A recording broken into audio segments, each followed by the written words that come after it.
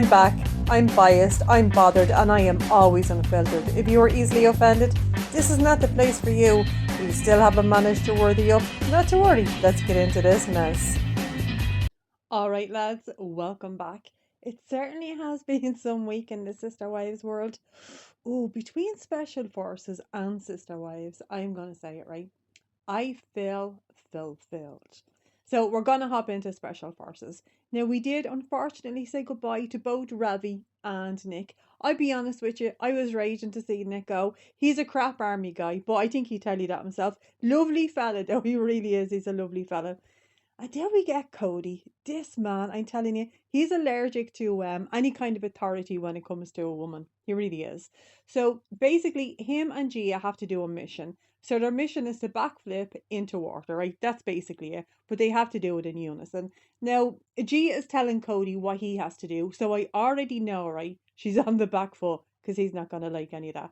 So they do the mission and they fail the mission. So I know he definitely hates this woman. I know he does. So in the Special Forces camp, a guy called Randall thinks it's a great idea to eat a box of sweets that he's after finding. Now, I don't know why he did this, okay? Because obviously it's a trap, right? Obviously it's a trap. But not only Randall, the whole lot of them eat these sweets, apart from a girl named Chanel. So because everybody is out there eating the sweets, everybody apart from Chanel, is going to get punished for eating these sweets.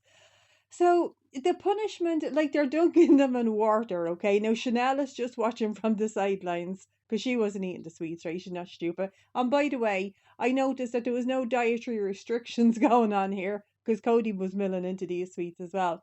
So everybody is getting dunked into water. No, that's not enough, right? No, not enough for special forces because now we're gonna have like a prisoner of war style, it's kind of a wooden box basically, a wooden jail cell, if you will, right? So Brianna is now in the wooden jail cell, but I think there's probably a bit of Stockholm syndrome going on because Randall and Gia just volunteer to be a prisoner of war also. Now you're gonna think, jeepers, that sounds a bit fierce just for eating a bit, like a little bit of chocolate or whatever. Yeah, doesn't end there, right? Because the rest of the people are now allowed to throw buckets of water over the prisoners of war, like for the punishment. Now, you don't have to tell Cody Brown twice, okay? Now, bear in mind, there's two women who are prisoners of war. And Cody is like, give me the bucket, just give it to me, right? So he doesn't just throw it once, right? He throws it twice. Now, I know that he has thrown it on these women because he hates them. He feckin' hates women. I know he does. And I know that he is going to hold a grudge against Gia because they failed that mission. Oh, watch your back, Gia. Watch it. Talking to Gia, right? Cheapers Christ, the Foxy Billies, they're feckin' ruthless because Gia is after breaking her toothbrush, right? And she's looking for another one. And they're telling her that her breath is stinking. Do you know, that'd be enough for me, okay? I'd have to leave. I wouldn't be able for that kind of shenanigans. I just wouldn't. Oh, imagine. Oh, man. And on the telly, I wouldn't be able for that. Anyway, our sister wives roundup this week. I'm going to start with the obvious, right? Mary. Oh my God. She's born to be Jesus, Omi. I'm just going to be honest about it. Do you know what? If it wasn't for Jen, right? I'm not going to say I would have turned it off because that would be a lie, but I would have just been more bothered, listening to Mary on her own. Now, talking about Jen and Mary, right? Salty Birches is back. What the hell is Salty Birches, you're asking? I don't know, okay? I initially thought it was going to be a podcast, and I was like, great, tell me all the crap, I want to know. And telling you, everybody had listened to that, right?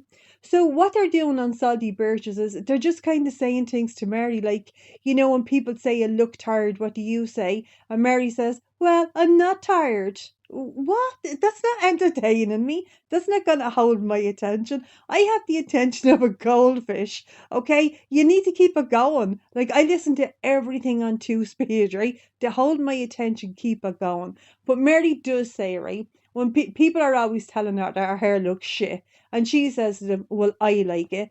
I thought, Mary, people are only trying to help you, we have seen the hair, and well, it's not good, it's not good.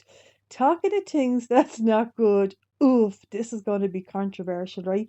David, David goes to Maddie's house. Now, Maddie has just loads of kids in this house, by the way, right? Because all McKelty's kids are there. So there's a ball in the garden. These kids think it's a cannonball, but David is like, no, no, I'm not having any of that.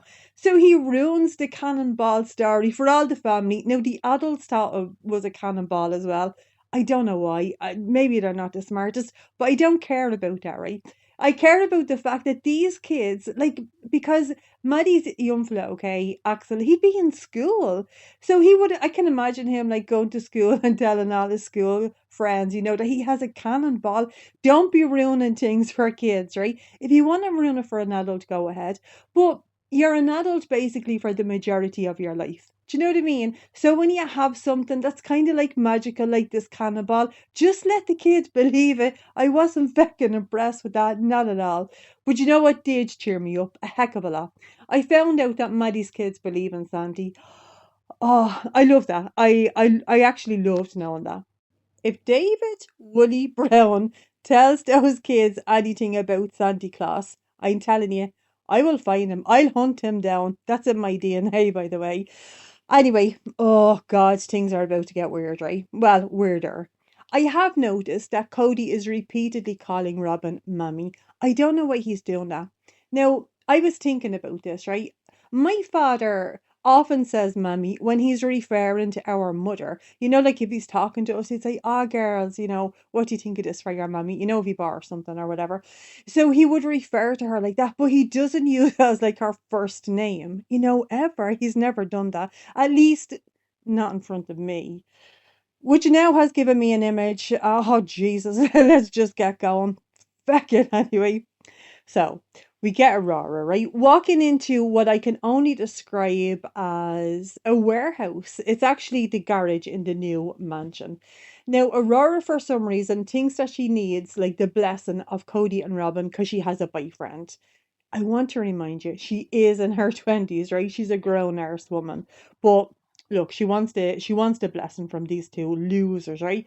I will say, Aurora, get a different pair of jeans. I've seen these week after week. I know your mother loves to spend loads of money. Just buy a new pair.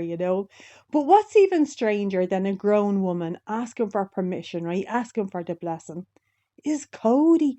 Cody going on about like protecting her chastity, right? So Brody, who's the boyfriend, I'm calling him the new Cody. I hope he has a good lift on him. I hope he can carry her up the stairs. So Cody, Brody, Robin and Aurora, right? They're upstairs with the smaller kids, the tenders, right? And they're decorating the tree. And we find out, okay, that Cody wants to protect her chastity because he's insane, apparently, right? And we find out that Brody has given Aurora a knife, like a penknife, to protect herself, okay? Like physically protect herself. But Cody is like, no, Brody, no. How are you going to protect her from yourself? So Brody is talking about protecting Aurora from like a physical attack.